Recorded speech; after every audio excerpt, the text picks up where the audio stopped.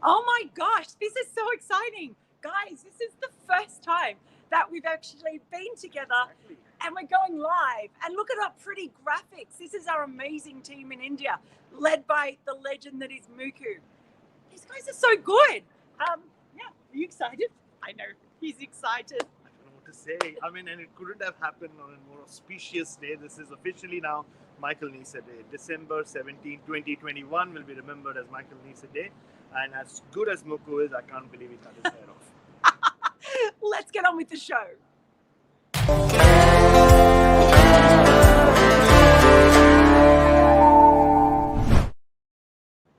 Hello, everyone, and welcome to the Good, the Bad, and the Ridiculous live from Adelaide, where we're all very, very excited because, well, it's been a dream come true, really. The dream moment, the moment that this guy has been waiting for, I think, all of his life.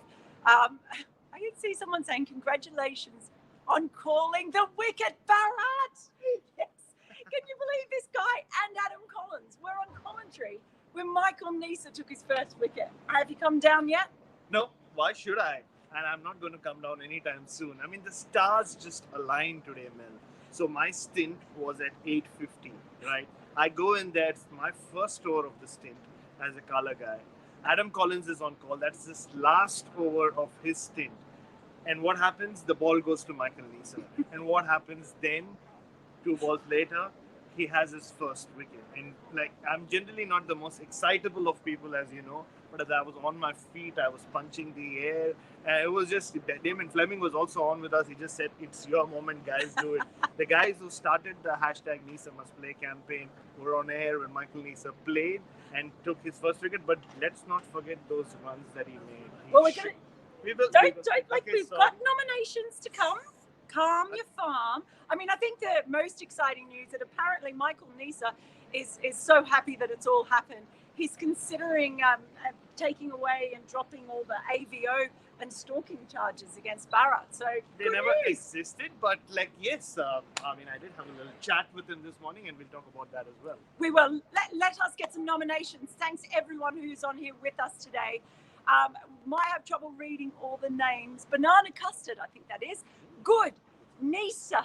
Bad. Play finishing early so he didn't get to see more Neser. Ridiculous. This is Neser's first test. That's the thing, really. When he took that wicket, I turned to the people sitting next to me and said, I can't remember seeing a whole Australian team so not just excited about a wicket, but so genuinely delighted for someone as they were for him. And we know why. He's been the perennial fringe dweller, and he is no more. He is a genuine test player. He's been described as the heartbeat of the team.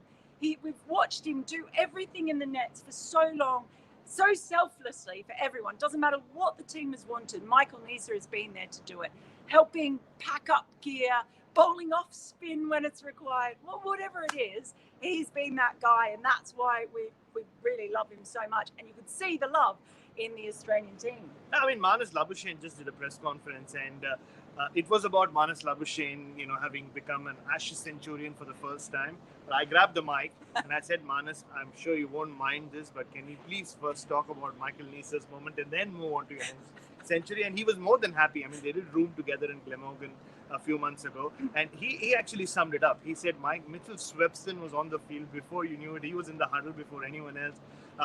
Kuzman Khawaja, I mean, he's seen everything there is to see in cricket, but the joy on his face when he ran out and just jumped on Michael Neser, it was just one of those moments. You're right. I mean, Australians don't celebrate stuff in that fashion with such an overflow of emotion. It just tells you why he is the heartbeat of the team and why he's been the heartbeat of for some people. And can I say? Okay, we'll move on, and I'll tell you the story.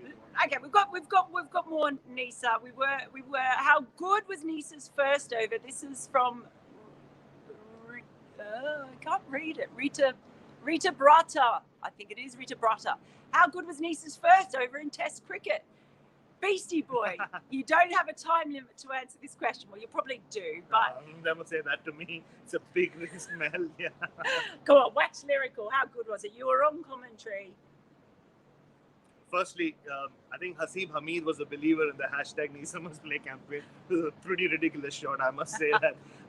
But the length, right? Like that's what Michael Neser brings. The first ball hits the outside edge and just rolls towards gully. The second ball is again full. What England did not do yesterday, Michael Neser did in 2 balls. And that's what he does. You speak to anyone around the circuit, they'll say he's always at the batter, whether he's in the nets or playing shield cricket. And that's what he was. He was at the batter, getting him to do something he wasn't comfortable doing. It was a really good over, and he had Joe Root edged as well. First ball almost carried to second slip, so it was all happening in that Michael Neser over. And you know what it is, Mel? When that lightning struck and Michael Neser was running in, it was the arrival of a superhero. It was just official at that point. Captain Neser. Captain Neser. Captain Neser saves the day. Yeah, it was an amazing first over. I mean, yeah, I personally think that the Lightning actually really did dud Michael Neser, but maybe it was good for England in the end because it did save them some time out there with the new ball. So there you go. Might have been good for them. Now, let us bring on the next nomination. Ridiculous. This is from Laxman K666, I think. Ridiculous. That's 6 from Richardson before declaration. Look, that whole period when you had Stark and you had Neser in there and you had Richardson was just junk time cricket, wasn't it? It was junk time cricket, and they'd earned the right to do it. It was all the hard work and all that platform from Smith and Labuschagne and even Warner. It earned them the right. England were absolutely knackered, and I think too at that point it wasn't the Richardson 6, but just before then, when you saw 8 England fielders spread all around the boundary, and yet still Mitchell Stark managed to hit 3 boundaries in one over off Ben Stokes, it wasn't so much a field setting as it was an admission of defeat. That was really sad, I think, to see it get to that point. But yeah, that 6 from Richardson. I mean, he's had a great day out as well. Let's not forget. Yeah. I mean, not as great as Michael Neser. Yeah, I mean, Test cricket missed Jai Richardson, the bowler. I mean, the way he bowled before Neser came on and, like, you know, the world changed, literally changed, lightning, thunder, it just turned into something else. Jai Richardson was the star, I thought, with the ball. That first over, he bowled, beat the bat so many times. And yeah, I mean, Michael Neser hit a lot of shots. He hit a 6 as well. Mm-hmm. But that Jai Richardson 6 was, yeah, I mean, it just sealed the day and the series so far for Australia. And just, like you said, it was humiliating in the end. And I felt really bad for Chris Woakes. I was just speaking to a couple of people, you know, from the English press, and they were like, or maybe they're just trying to protect Jimmy Anderson and Stuart Broad from this humiliation. And that's what it felt like. Chris Woakes was just thrown to the Wolves, and the Wolves really took him apart. The Wolves down the order, Stark, Neser, and Jai Richardson with that 6. Yeah, it was pretty incredible. Next nomination, please. We've got a couple here. This one from Amitava. Ridiculous. Rory Burns batting. Need a replacement there. And I think we have another one from our regular friend, Danny Franklin. Just Rory Burns. Good, bad, or ridiculous. Yeah.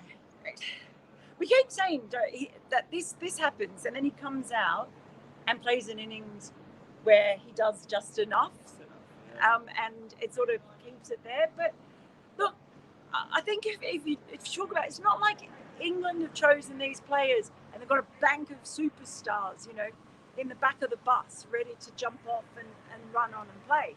I just don't know. I know we've spoken about Zach Crawley, but his average since he made the double 100, so it's about 11, and he looks great in the nets, but there are reasons that England haven't gone with him so far.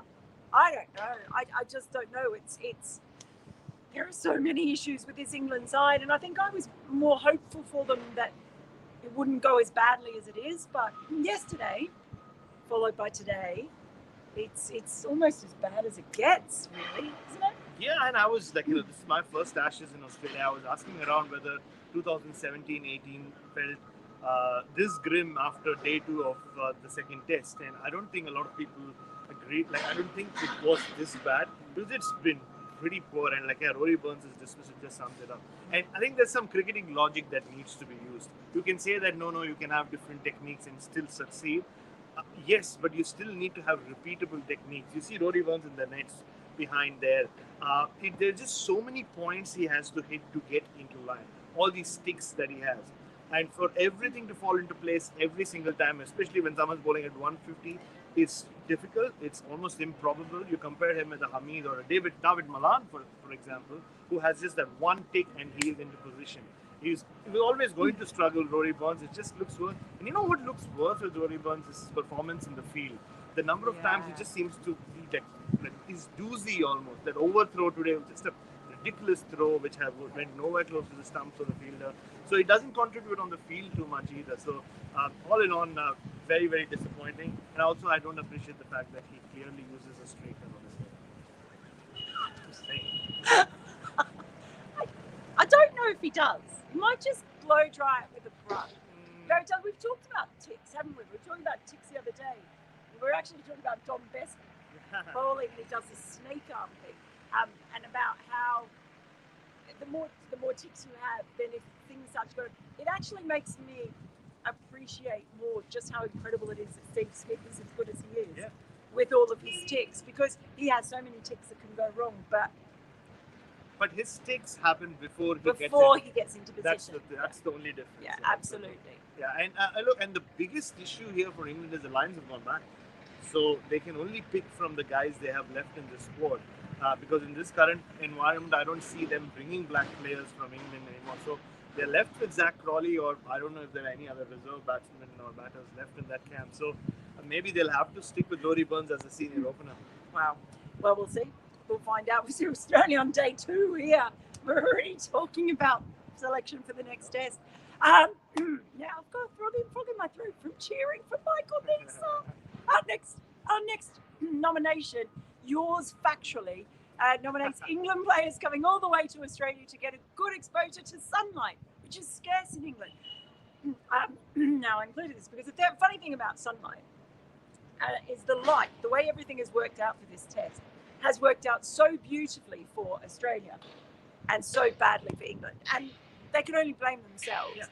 But when you compared today with yesterday, and you had we had Joe Root bowling at twilight, Jimmy Anderson finally getting the new ball with 7 minutes left of scheduled play, but then they had 9 overs with the extra half hour. But then today, you again had Australia batting in the sunlight for so much of the time. It was 37 degrees, roasting hot. England were wilting, unsurprisingly. And then, lo and behold, it all works out perfectly. So you've got Mitchell Starc and Jai Richardson bowling with the pink ball, lights there, all at the perfect time.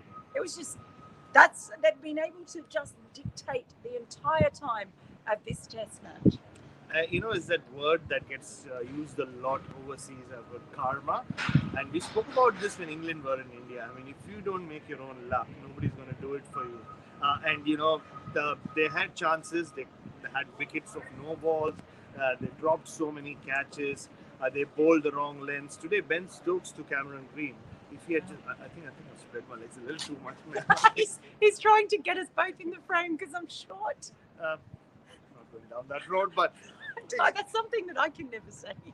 That is true, actually. Maybe I should make the most of it. But yeah, I mean, the lengths that Ben Stokes bowled today, and you could see what he could do with the ball, and they wasted him. It's almost like by giving him that sole role of bowling short, they kind of eliminated one bowler, which was Ben Stokes, the overall bowling package that we saw today. So, England are getting so many things wrong.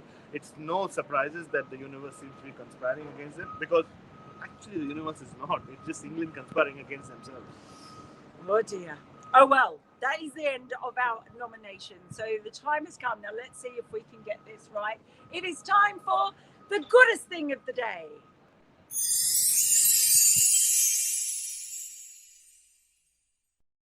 Yay, it worked! Bharat, what is the goodest thing of the day? Apart from the fact that it's, Michael Neser, I guess. I mean, it's just the way he worked out. So this morning, he was having, or on afternoon, he was having a net out there. So I just spotted him and I just went to say hello. And he was looked at me and I said, congrats, we did it. I mean, you made it. You were here. And one of the coaching staff was in the next to. And that's how widespread this campaign is. I've learned. Everybody in the team knows about it. One of the coaching staff said, you finally got your way. Your man's in. And Michael Neser is still there batting. And he's like, so now we can stop the campaign. And I said, no, I mean, this is the start of the campaign. It's just gone from hashtag Neser must play to hashtag Neser is playing. But, maybe Neser will continue to play. No, Neser must always play. I've already decided. Exactly. And also, one of my friends, Tyson and Talitha, local friends were there. And Talitha said maybe it should be Neser must stay. So. Oh, Neser must stay. Good Okay, that's better. For that. Yeah. Neser must stay. I'm there. That is a very, very good one. Okay, time for the baddest thing of the day. Hey!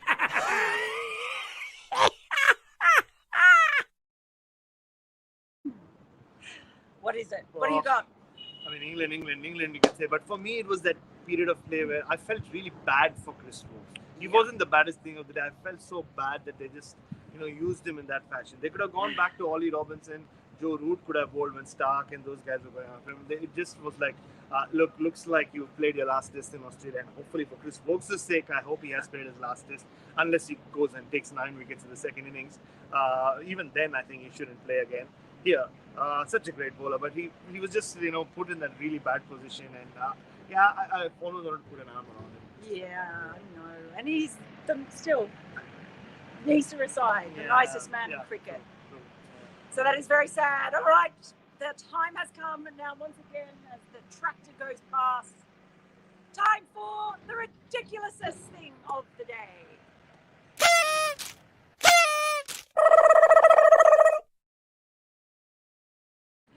Bharat. I mean, the fact that we went off the pitch for lightning and thunder, that lightning strike, and Manas said Michael Neser was the one who was slightly terrified. So, I mean, superhero who gets terrified by lightning, that's one of his superpowers, I guess. But even if that makes no sense. But it was just one of it allowed us to savor that moment even more. That moment of, and honestly, just walking around the media center after that, everyone was happy for him. Damon Fleming was happy for him. Glenn McGrath, who handed the cap to him, was happy for him. So he's just one of those ridiculously likable people that, for that moment, it felt like the world froze and they just let Michael Neser, live out that moment. And then, like I said, I'm actually trumping you. The ridiculousest thing of the day was the fact that when Michael Neser took his first wicket, everyone in the press box immediately jumped up and turned around and looked for Bharat. And he wasn't there. And everyone's going, where is he? Where is he? It's like he's his father or something. So that for me was the ridiculousest thing. I did get a message from Mel Jones saying congratulations on your first test wicket. So I feel a little bad for Michael Neser. He deserves all the credit. I'm sure he's probably taken out that AVO again as we speak. But yes, congratulations to him. Congratulations to Bharat. Thanks to all of you for dropping in live. This has been so exciting that we've been able to do that. Huge thank you to Muku and the gang as well for making this work. And we will see you back here tomorrow. Enjoy the rest of Neser Day.